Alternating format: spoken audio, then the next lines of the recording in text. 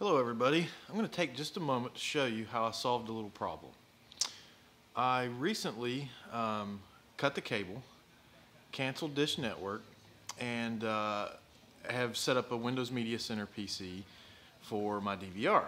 Now, I've got an antenna coming in to help my reception issues, but the little issue that I ran into was being able to take advantage of my Sony Google TV. Because Google TV is intended to be used as a pass-through media player for your cable service provider or satellite provider, which can function as a guide and search capabilities and everything like that for your service. As soon as I cut the cable, I ran into the issue of not being able to use the Sony Google TV because of no pass-through, so you can't pass coax through it. So I'm using an Xbox 360, as you see over here, as my media extender, but I found a pretty interesting way to take advantage of Google TV. So I have my Google TV is the Sony NZG something something. It's the new streaming box that has this really cool QWERTY keyboard remote control, two sides with a trackpad and lots of functionality. Now I found out that I can use the Google TV remote to control Media Center. So the way that you set it up is in the settings of the Google TV, you can choose your TV service provider as a media center or a media streamer, and you type in the brand, and you can type in Microsoft Xbox, and it will allow key mapping for the Google TV controller to be set up as if it is a Media Center controller, which I have one of those. It is this white controller that you see over here that came with the original Xbox. Now this is really cool. This worked out really well because what you can do, sorry for the steady camera there, is all the mapping works properly. You see here, if I hit guide, then it's going to pull my Media Center guide.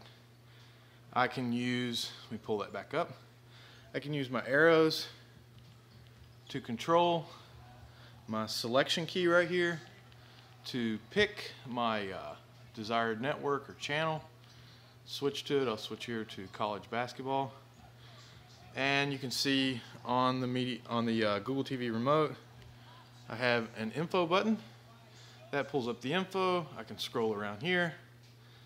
Now here's the neat thing, is I'm passing the Xbox 360 through the Google TV. So Google TV is skinned on top of the 360. If I hit home on here, I got all my functionality. So I could say search for something and have it aggregate all the content through the available services on Google TV, YouTube, Netflix, Crackle, the Google Play movie app, the Chrome browser, anything like that. But if I want to jump right into Netflix, I can do that. And it's going to pull up the Netflix interface on Google TV. And again, search functionality and everything like that works as well. Let me go ahead and back that up.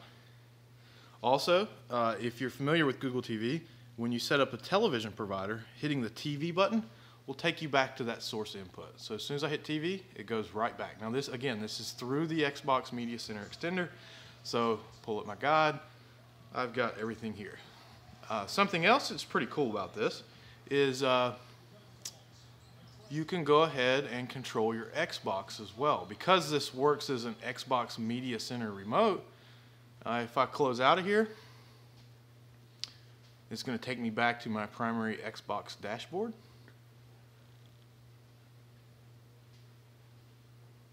And give it just a minute to load up, and then I can launch all of my apps through standard key mapping. So you've got all the controls that you would have on an Xbox 360 controller. I can launch my video apps. I can go in here and launch Hulu.